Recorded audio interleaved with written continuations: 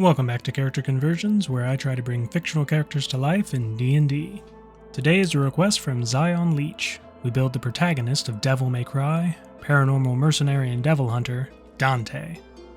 Zion Leech, I'm gonna be honest with you, this build made me stall. I was trying to do 5 builds at a time and I was stumped on this. I've not played the games despite having them and barely watched the anime. Hopefully the end result of this build will do it some justice. For stats, we'll be using the standard array of the player's handbook, divided as you see here. Our physical stats are most important, as melee combat is our bread and butter, with Charisma bringing up the rear to make sure what spells we do use have a small boost. For race, we're a half-demon, making the perfect choice Tiefling, specifically the Blood of Zariel, but we will call it the Bloodline of Sparta. This gives us a +2 to Charisma and a +1 to Strength, raising them to 16 and 14 respectively. We have Dark Vision out to 60 feet, Hellish Resistance gives us resistance to fire damage, Legacy of Avernus gives us the Thaumaturgy cantrip, and we gain Searing Smite at 3rd level, as well as Branding Smite at 5th, usable for free once each long rest. Finally, we speak Common and Infernal. For background, because we're a Paranormal Mercenary, we'll be going with Mercenary Veteran from the Sword Coast Adventurer's Guide. This gives us proficiency with Athletics and Persuasion, one gaming set of our choice, as well as land vehicles. Our feature is Mercenary Life, making it so we can identify mercenary companies by their emblems and know the names and reputations of their commanders and leaders, as well as who has hired them recently. For class, Dante could be made to work as multiple classes, Warlock and Eldritch Knight especially, but for this build I will be going with Paladin. We have proficiency with all armor and shields, all weapons, wisdom and charisma saves, and for skills we will grab Intimidation and Religion. As a first level Paladin, we gain Divine Sense and Lay on Hands. Divine Sense allows us to, as an action, a number of times equal to 1 plus our Charisma modifier, detect the presence of Celestials, Fiends, or Undead within 60 feet, so long as they aren't behind total cover. Lay on Hands allows us to replenish a number of hit points equal to 5 times our Paladin level each long rest. This is a good representation of Dante's ability to heal after taking insane amounts of punishment. Second level Paladins gain a Fighting Style, Spellcasting, and Divine Smite. For a Fighting Style, our best option is Great Weapon Fighting. Rebellion is a long sword, meaning we can switch between 1 and 2-handed as we need to, so being able to reroll 1s or 2s when wielding it 2-handed will be very useful.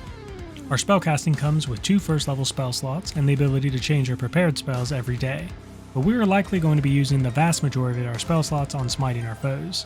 Still, there are good spell picks like Cure Wounds for more regeneration, Compelled Duel for boss fights, and Shield of Fate to boost our AC. Divine Smite is our representation of being able to channel our demonic power into our sword. This allows us to expend a spell slot when we hit with an attack to deal an additional 2d8 radiant damage. The damage is increased by 1d8 for each spell level higher than first to a maximum of 5d8, and if the target is undead or fiend, the damage is increased by an additional 1d8 to a maximum of 6d8. Third level Paladins get to choose their oath.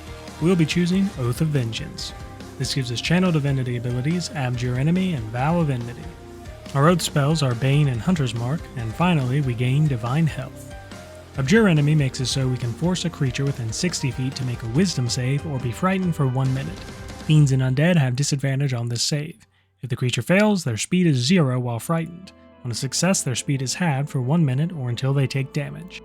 But the one we are actually likely to use each time is Vow of Enmity. As a bonus action, we choose a creature within 10 feet and gain advantage against them with all attack rolls for 1 minute, or until they drop to 0 hit points or fall unconscious. Finally, Divine Health makes it so we are immune to disease. 4th level in Paladin means we gain our first ability score improvement. Increase our Charisma by 2, raising it to a 16. 5th level Paladins gain extra attack and 2nd level spells. Extra attack means when we take the attack action we can make 2 attacks instead of 1. Because of our oath, we are always considered to have Hold Person and Misty Step prepared.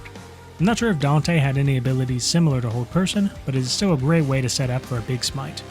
6th level Paladins gain Aura of Protection, the reason we boosted our Charisma 2 levels ago. With this, all allies including ourselves within 10 feet gain a bonus to saves equal to our Charisma modifier while we are conscious.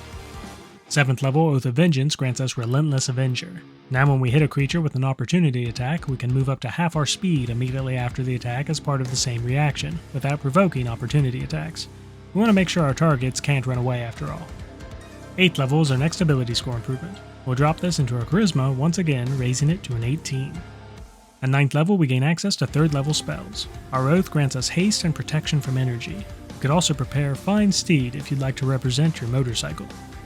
As a 10th level paladin, we gain Aura of Courage. Now we and friendly creatures within 10 feet of us can't be frightened while we are conscious.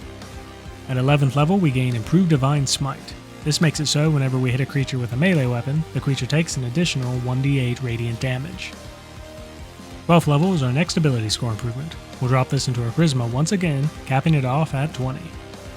As a 13th level paladin, we gain access to our 4th level spells. Our oath spells are Banishment and Dimension Door. Banishment will be useful for targeting extraplanar creatures we have been hired to hunt down, and Dimension Door makes for a very good oh shit button as well as representing a character's speed. At 14th level, we gain Cleansing Touch. Now a number of times equal to a Charisma modifier each long rest, we can end a spell on ourselves or a willing creature we touch as an action. 15th level Oath of Vengeance grants us Soul of Vengeance. Now when a creature affected by our Vow of Enmity makes an attack, we can use our reaction to make a weapon attack against that creature if it's within range, which it most likely will be since we're targeting them with our Vow of Enmity. 16th level is another ability score improvement. We'll trade this for a feat, picking up the Infernal Constitution feat.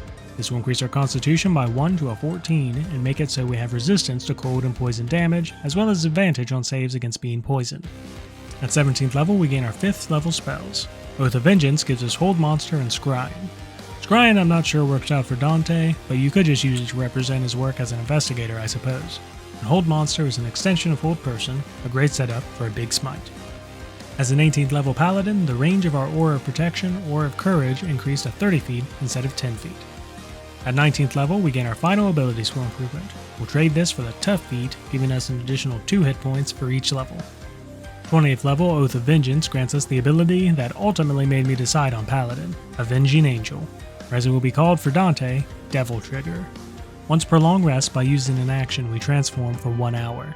Wings sprout from our back, granting us flying speed of 60 feet. In addition, any enemy that starts its turn or moves within 30 feet of us must make a Wisdom save or become frightened for 1 minute, or until they take damage. Attacks against the frightened creatures have advantage. It's like having additional Vows of Enmity. End result sees us with an average of 194 hit points. The Tough feat really helped pull us ahead here.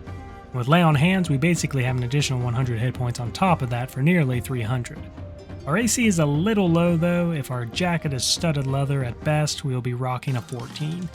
If you break character and go with something in the medium armor range, you can then make it all the way up to 17. With our sword, we'll average 12 damage one-handed and 14 two-handed. With a hand crossbow, we'll average 5 a shot. Special note, on page 224 of Out of the Abyss, you will see that the Darrow have a light repeating crossbow. It has a cartridge of 5 shots that can be reloaded as an action. The range is halved and has no loading property.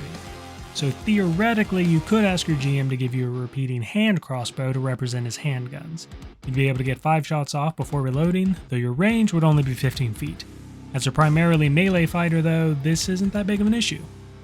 Overall, this build does one thing best, and that is laying on damage, especially against undead and demons, which is why you're the Paranormal Mercenary.